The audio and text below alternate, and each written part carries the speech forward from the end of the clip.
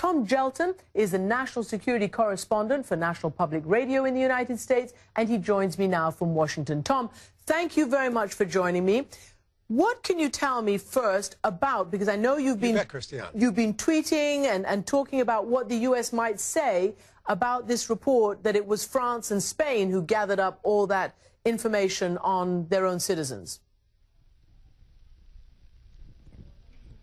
Right. Well, Christiane, these, as you just said, these reports that were published in French and Spanish newspapers caused a huge outrage, a huge reaction in those countries, and led to these allegations that the United States is now spying not only on Americans but on French and Spanish citizens. But according to General Keith Alexander, the director of the NSA, who testified this afternoon on Capitol Hill, he said that the reporters that said that that was the case actually completely misunderstood the documents that they were looking at.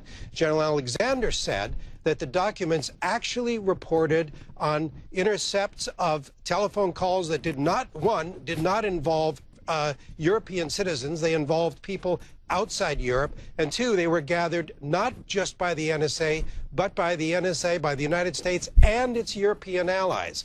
So that puts these allegations in a whole different light.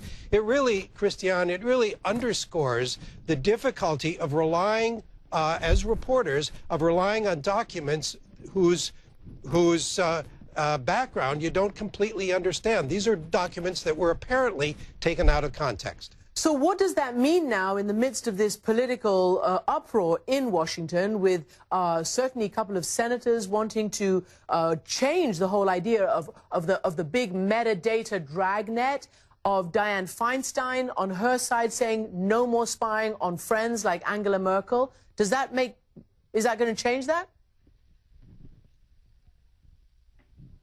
Well, Christiane, the thing is that there are many aspects of this controversy. This did not involve the issue of spying on heads of state.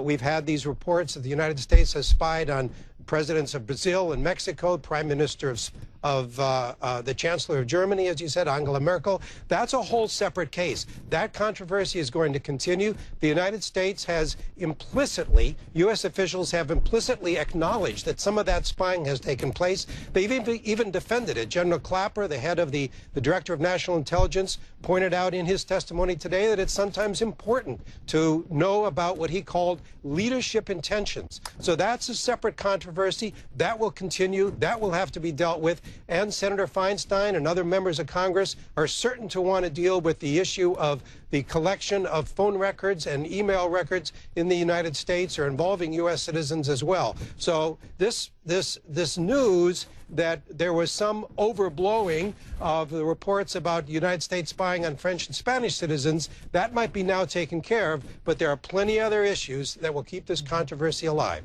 Tom Gjelten, thank you so much for joining me from Washington with that. Thanks very much indeed.